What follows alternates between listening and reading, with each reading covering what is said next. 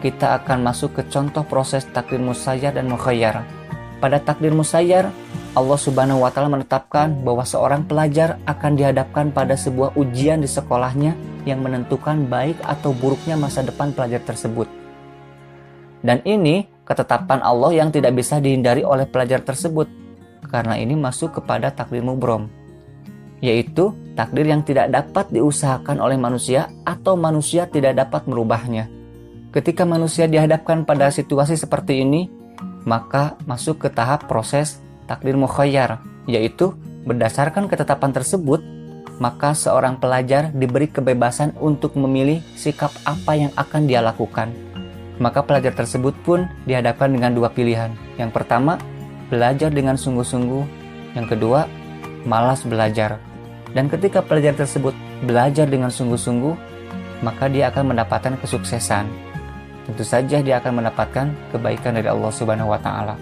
Dan ketika dia malas belajar, maka dia akan mendapatkan kegagalan, dan itu merupakan keburukan bagi dia.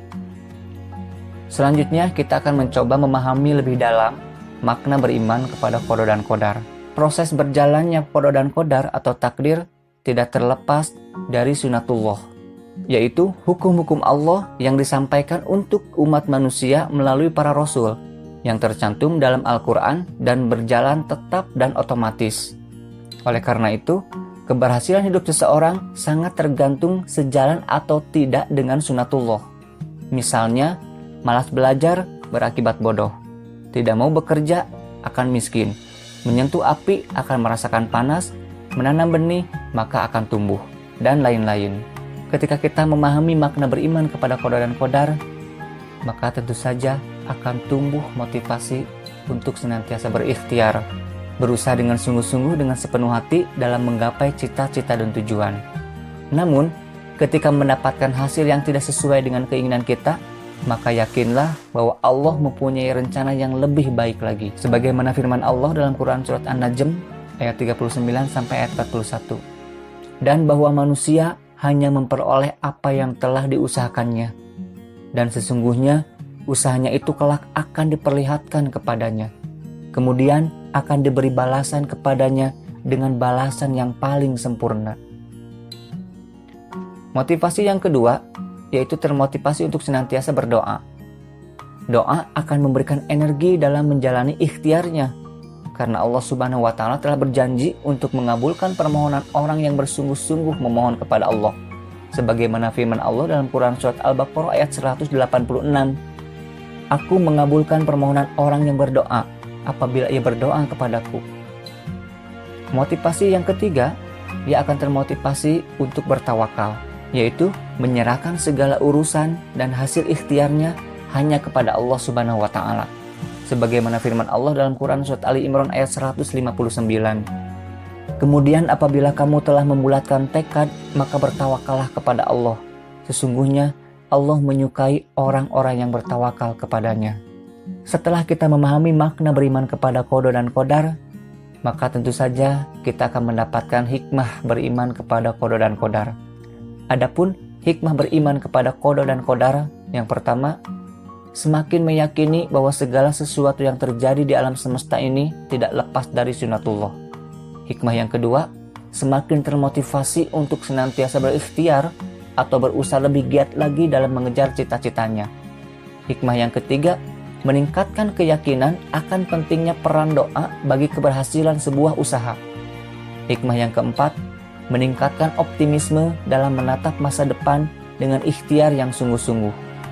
Hikmah yang kelima, meningkatkan kekebalan jiwa dalam menghadapi segala rintangan dalam usaha yang dilakukan, sehingga tidak berputus asa ketika mengalami kegagalan. Hikmah yang terakhir, menyadarkan manusia bahwa dalam kehidupan ini dibatasi oleh peraturan-peraturan Allah Subhanahu wa Ta'ala yang tujuannya untuk kebaikan manusia itu sendiri.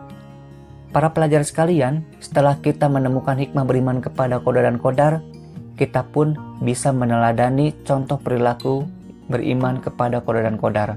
Perilaku yang pertama, selalu menjauhkan diri dari sifat sombong dan putus asa. Karena orang yang beriman kepada qada dan qadar, apabila memperoleh keberhasilan, ia menganggap keberhasilan itu adalah semata-mata karena rahmat dari Allah. Namun, apabila ia mengalami kegagalan, ia tidak mudah berkeluh kesah dan berputus asa, karena ia menyadari bahwa kegagalan itu sebenarnya adalah ketentuan Allah. Ia menyadari bahwa di balik kegagalan itu ada hikmah dan kebaikan dari Allah Subhanahu wa Ta'ala. Perilaku yang kedua, banyak bersyukur dan bersabar. Orang yang beriman kepada qada dan qadar, apabila mendapat keberuntungan, maka ia akan bersyukur, karena keberuntungan itu merupakan nikmat Allah yang harus disyukuri. Namun sebaliknya, apabila ia terkena musibah, maka ia akan sabar, karena hal tersebut merupakan ujian. Perhatikan firman Allah Subhanahu wa Ta'ala dalam Quran Surat At-Taubah ayat 51. Perilaku yang ketiga, bersikap optimis dan giat bekerja. Manusia tidak mengetahui takdir apa yang terjadi pada dirinya. Semua orang tentu menginginkan bernasib baik dan beruntung. Keberuntungan itu tidak datang begitu saja, tetapi harus diusahakan. Oleh sebab itu, orang yang beriman kepada qada dan qadar senantiasa optimis dan giat bekerja untuk meraih kebahagiaan dan keberhasilan itu. Perhatikan firman Allah Subhanahu wa Ta'ala dalam Quran Surat Ali Imran ayat 159.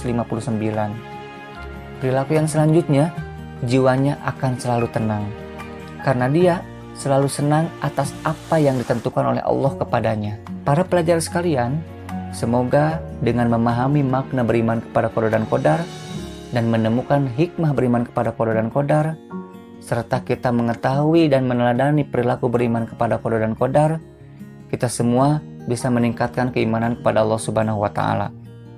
Dan tentu saja, sebagaimana sabda Rasulullah SAW, ketika Allah hendak memberikan kebaikan kepada hambanya, maka terlebih dahulu Allah Subhanahu wa Ta'ala memberikan pemahaman dalam ilmu agama. Semoga kita semua mendapatkan kebaikan dari Allah Subhanahu wa Ta'ala.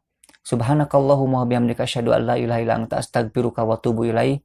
Assalamualaikum warahmatullahi wabarakatuh.